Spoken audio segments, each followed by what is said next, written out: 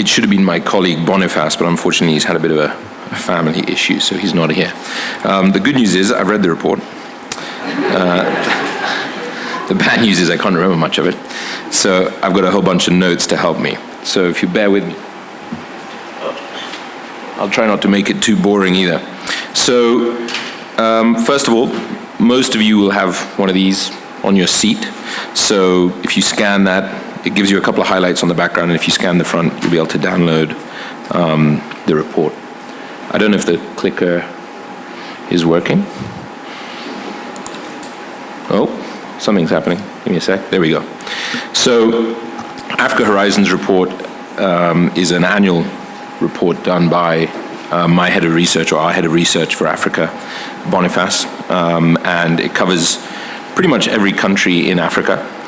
And the short presentation I'm going to do now, and I reiterate short, is just going to give you a couple of the key highlights in some of the different sectors. So we've kind of identified 5 key areas of interest, being the housing opportunity, industrial, green, obviously, REITs and mixed use. And the REITs and mixed use piece we'll just touch upon at the end, but the other 3 we'll give you a little bit more detail on. So let's talk about housing.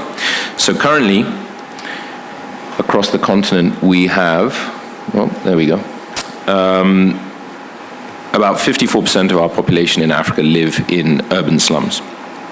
There's a massive housing deficit, currently sitting at just over 50 million houses in urban areas across the continent, which the World Bank expects to grow to about 130 million by 2025, if not addressed properly. And that's going to include a move of about 60% of our population living in urban areas across the continent, and that's a total of 900 million people.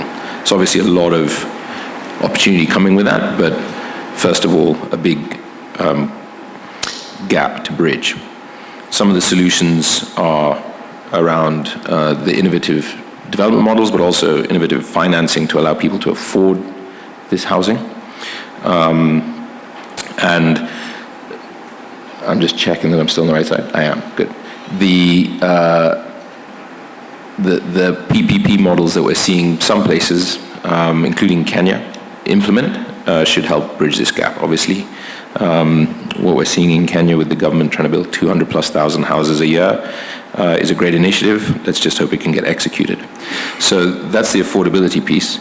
Short let is the other big opportunity that we've seen in the housing sector across the continent. Markets such as Cape Town have seen huge $770+ million worth contributed to their GDP from Airbnb and short lets, about 700,000 units rented last year. In Nairobi, about 15% of the housing market is now converted to short let, with a similar number in Lagos. So short lets cannot be underestimated. And we're seeing also a rise in co-living given the cost of some of the housing in these urban areas.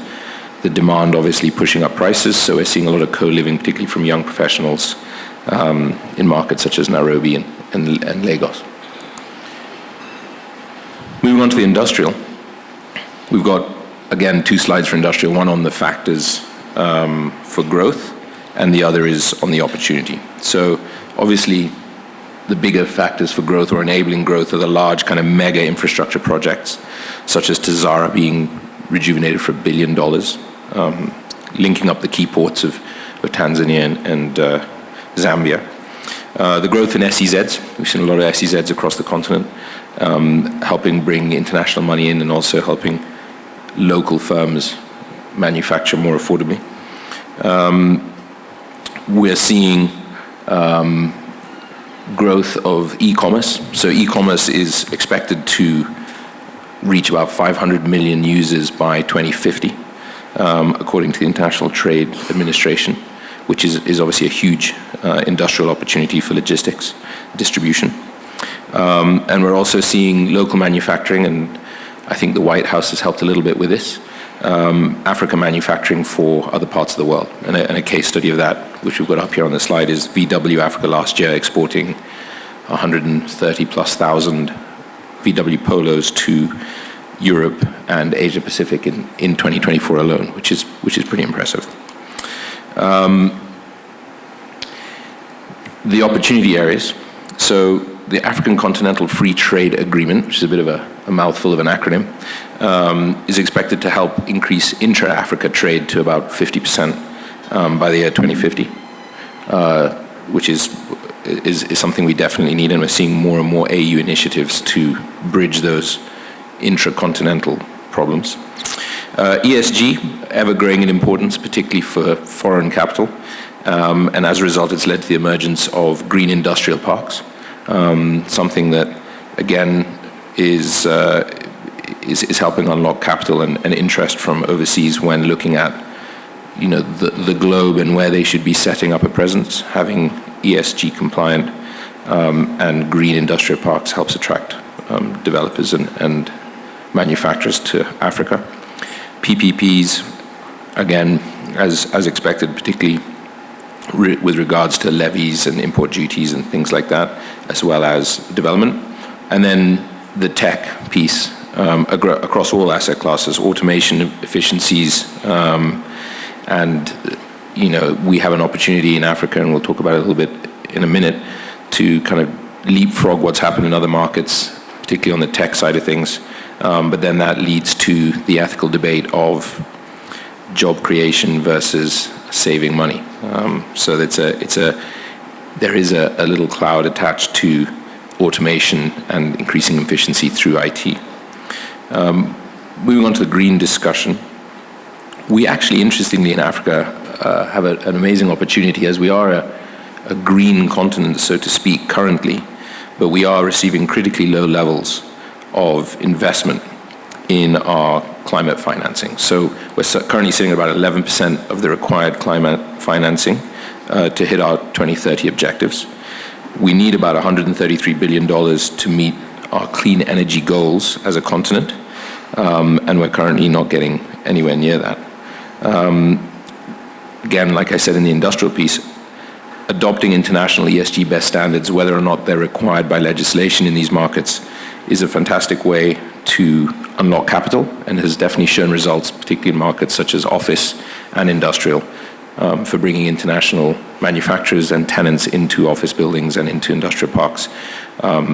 International money is putting more and more onus on all three of those letters in ESG.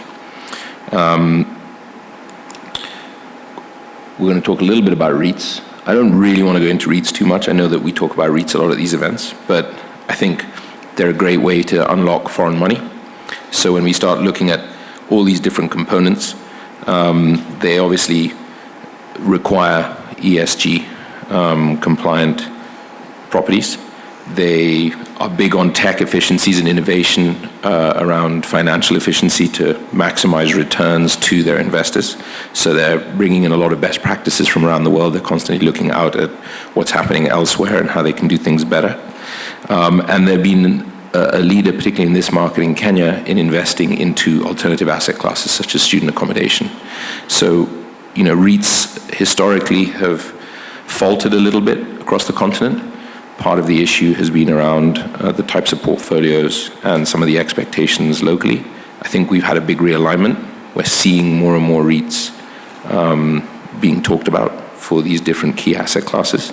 And I think we're going to see a lot more of REITs going forward. And finally, mixed use. So mixed use is an interesting asset class. It's an asset class that has done particularly well in larger markets in Asia Pacific and the Middle East. In Kenya and in other sub-Saharan African markets where we have good climates, it's an asset class where I think there's a certain amount of demand, but at the same time we're seeing this kind of split market. So we have certain numbers of expats who are very interested in living in convenient, connected assets where they have their apartment upstairs, their gym downstairs, their retail next door, their office attached. And we have a couple of examples of that have come up in Kenya.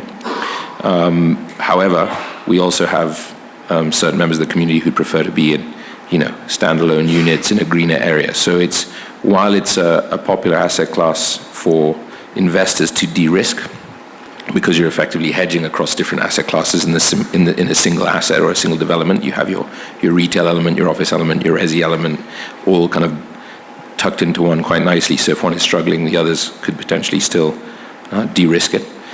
It's an asset class that really depends on which market you're in.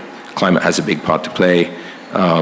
Security, obviously, and environment. And security is a big word across Africa. So mixed use is one that we're watching in certain markets like Egypt. It's very popular. So North African markets, closer to the Middle East, who obviously are very big on it. But in other markets in Sub-Sahara, it's still a kind of watch and see how they work out.